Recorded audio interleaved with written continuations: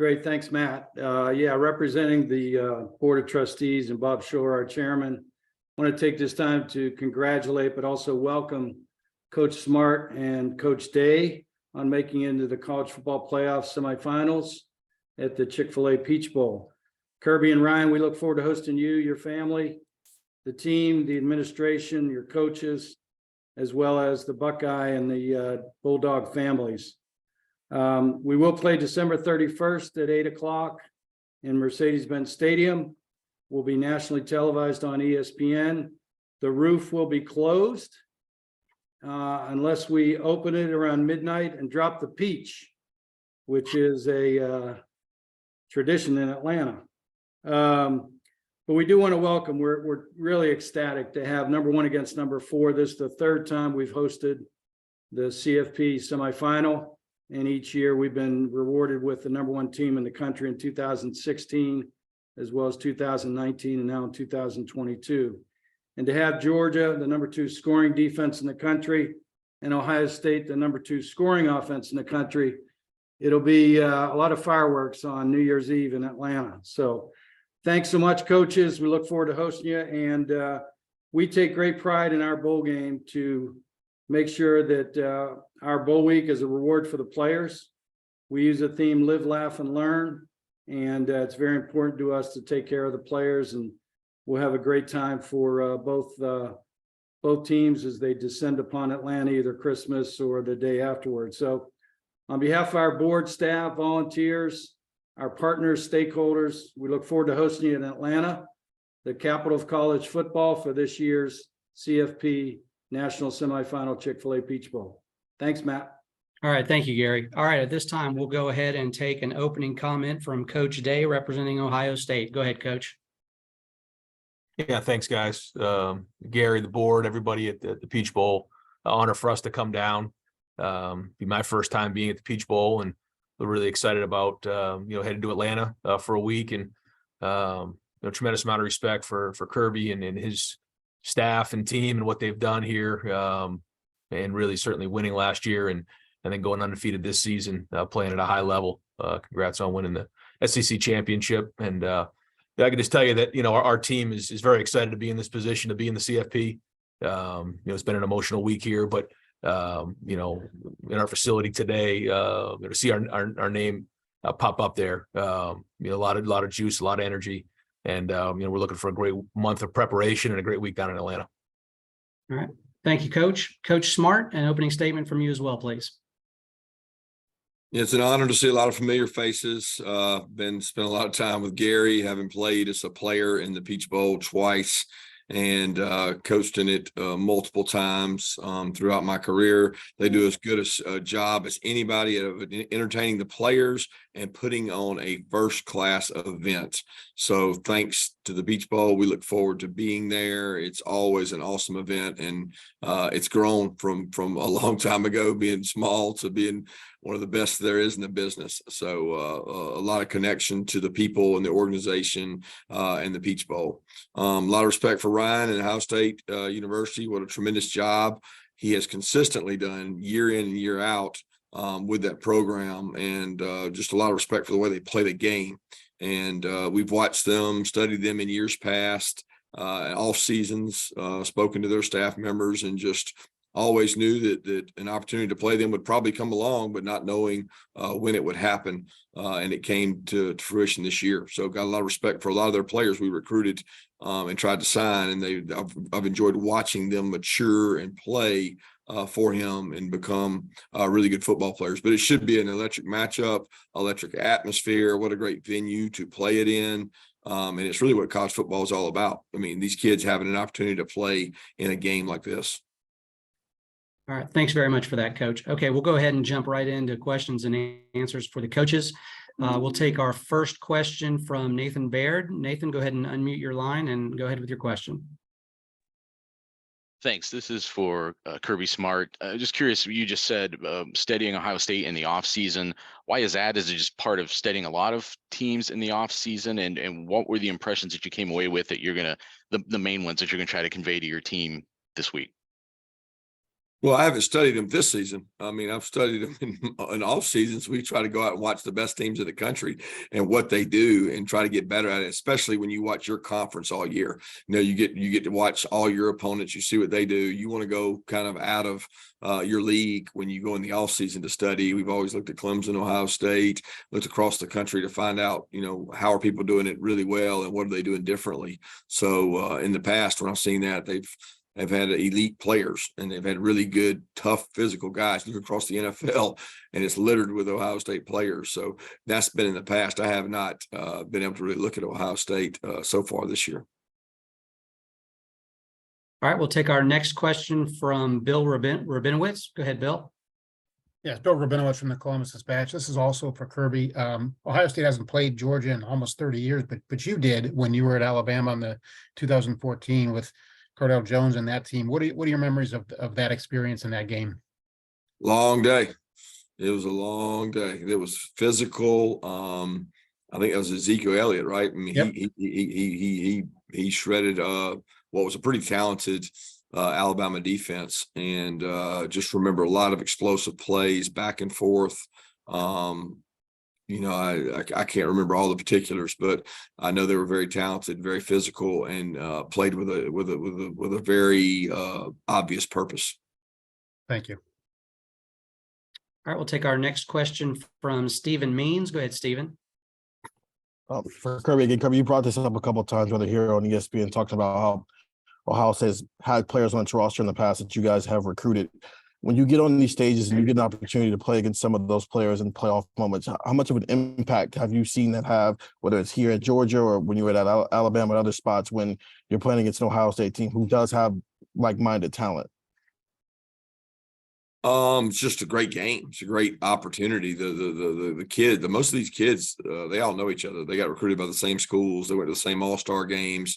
They're very familiar with each other. You know, we recruit across the country. Ohio State recruits across the country. So we both have players from all different areas. They've got players from the state of Georgia. You know, we've got players from all over. So it makes for a great talent matchup. I know NFL teams really enjoy watching these kids go against each other, and just a lot of respect for the program and the way they play the game. All right, thanks. Next, we'll go to Seth Emerson. Go ahead, Seth. This is for both coaches.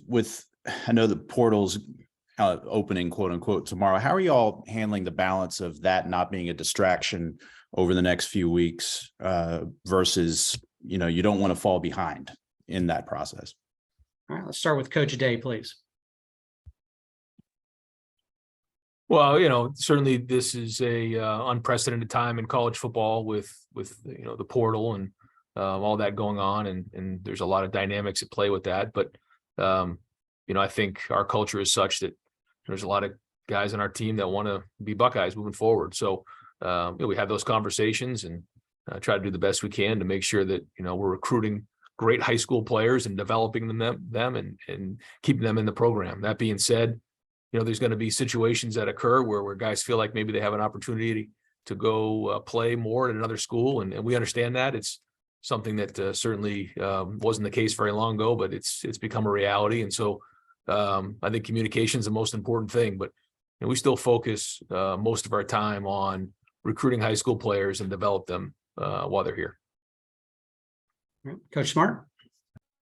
Yeah, I echo a lot of the same sentiments as Ryan. I mean, we try to build it where they want to be part of our program. And if they don't, then I certainly acknowledge that as an opportunity. And I think, Seth, you're asking also about, I guess, maybe evaluating kids in the portal. I mean, you know, we went a year where we didn't take one. So you're always going to look, and you know, people try to reach out once they go in the portal. It's there. They have people on staff at Ohio State, and we got people on our staff that are going to be constantly looking through there and watching tape, evaluating it. But the focus is on our team, and it wouldn't be fair to all the guys playing if you weren't focused on your team. So you can't put a ton of focus and attention to looking for kids in the portal and things like that. I mean, for us, it's really about who do we know, who do we trust, who do we think fits our culture, and finding the right people, but our focus will be on ourselves. All right, we'll take our next question from Nate Stidham. Go ahead, Nate.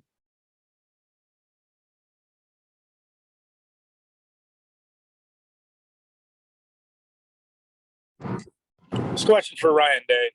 Ryan, obviously a big whirlwind of emotions for your locker room over the last week, and now a chance for you guys to rewrite your season and rewrite a lot of these guys' legacy, like CJ Stroud.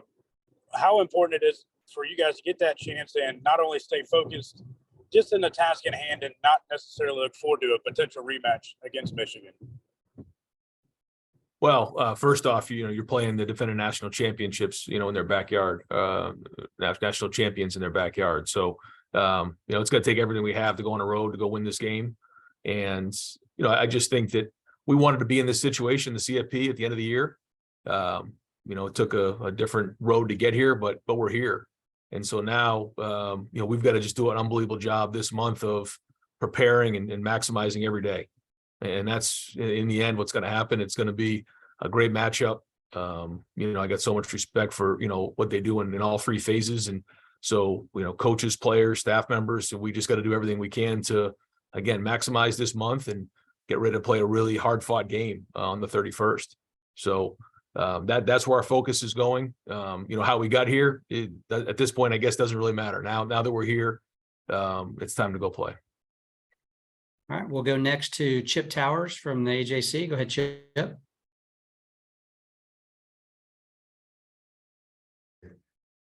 Now, can you hear me? Yep. Yeah, gotta be the guy that forgets to hit the mute. For Coach Day, just wondering, how much as you sit here today, do you truly know about Georgia? Has there been any kind of cram yet, or is there plenty of time for that? And, can you, for those of us that haven't followed you, super close, that you maybe didn't have everybody at your disposal in the Michigan game that you will have in this game. So can you talk about those two elements? Yeah, we, like Kirby said, we always look at Georgia and look at how they do things in the off season, sometimes during the season. So to say that, we're knee deep in a game plan, I can't tell you that. We watch them from afar, and they have very, very good players and a good scheme. Certainly, on offense, Stetson does a great job in all areas. Got a lot of respect for the way he plays, and certainly they put a lot of stress on you with multiple tight ends and really good offensive line and skill players on the outside. And then on defense, excellent scheme and really good players across the board. So, we're not that far into it, but at the same time, the focus has got to be here in the next couple of weeks of working on fundamentals, but start getting going with the game plan and put all that stuff together, because, they challenge you in all three phases. During this time, it's going to be great to get guys healthy. We really, have been fighting that a little bit, but we've also developed some depth in certain areas too, which is important. So, I think if we can push forward and get to just about 100% here in terms of our health, that gives us the best chance on the 31st. Thank you. Thanks, Coach. All right, we'll go next to Andy Evans. Go ahead with your question, Andy. Yeah, hey, if I may, I'd like to ask each coach a question. Ryan, first off, starting with you, you just mentioned this is basically a home game for Georgia. Last year, unfortunately, Buckeye Nation didn't seem overly eager to want to make the trip out to Pasadena. So how important is it for Buckeye Nation to be willing to make the trip down to Atlanta? And then for you, Kirby, you just played there last night and you're going to be returning less than a month later, and you played there a handful of times before. So does this feel kind of like a home game for you guys? And is there a certain comfort level in returning to a place that's a little more than an hour away? All right. Coach, Yeah. I'll start with you. Yeah, I would just say excited to play and what a great venue. It's going to be an electric atmosphere, and looking forward to playing in it. Certainly, I know that it's kind of in Georgia's backyard, but what an unbelievable opportunity for us to go down there and play in an electric atmosphere. So when you get to this point of the season, this is what you're going to do. You're going to be in these type of environments, and if you said at the beginning of the year you got a chance to be in the CFP and play in Atlanta against Georgia down there, defending national champs, of course, you cut off your right arm for this opportunity. So we'll do everything we can to prepare to play our best football. Yeah, I certainly think it's great to be, in Atlanta. I think it fell that way because in the rotation that it was, Atlanta's year. We certainly have gone and played in the Rose Bowl out in California, and we've also been to Miami to play in semifinals. And I know Ohio State's been all over as well. So, once you get to the venue, and it's different than you coming in for a game when your kids have been in classes and they just fly in for the game. It's different when you're there for a whole week. We'll practice at the Mercedes-Benz. They'll practice at Mercedes-Benz. It's not like you're going to walk in there and have not seen the place. And the field is the exact same length as any other field we'd play them on. The ticket sales, Ohio State, as I understand it, has never had a shortage of alumni base or money, because I go against Ryan all the time in recruiting. So I know how strong their alumni base is and how proud they are of it. So I don't look for it as it's home as in the state of Georgia, but the fan bases will both turn out, and they both have great fan bases. And I think that's great for the Peach Bowl and great for the state of Georgia and Gary's staff to have two programs of this magnitude playing in this game. All right, we'll go next to Jordan Hill. Go ahead, Jordan. Yeah, question for Kirby. We got to see AD yesterday more than we have since the opener. Just what stood out to you about how he played, and specifically how he was able to hold up physically?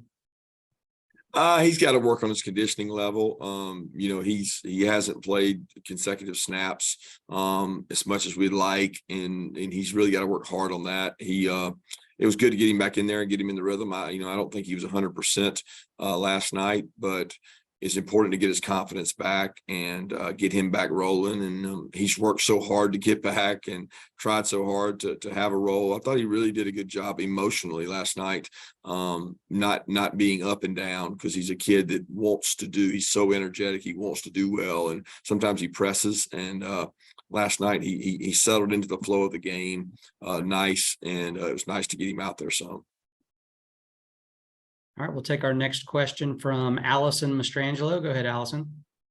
Hey, this is for Kirby and for Coach Day. I mean, I know that this next 3-4 weeks is good to help get guys healthy again, but what kind of challenges can it present as well when it comes to kind of finding the balance between practice and days off and making sure your guys don't cool off too much going into this playoff game?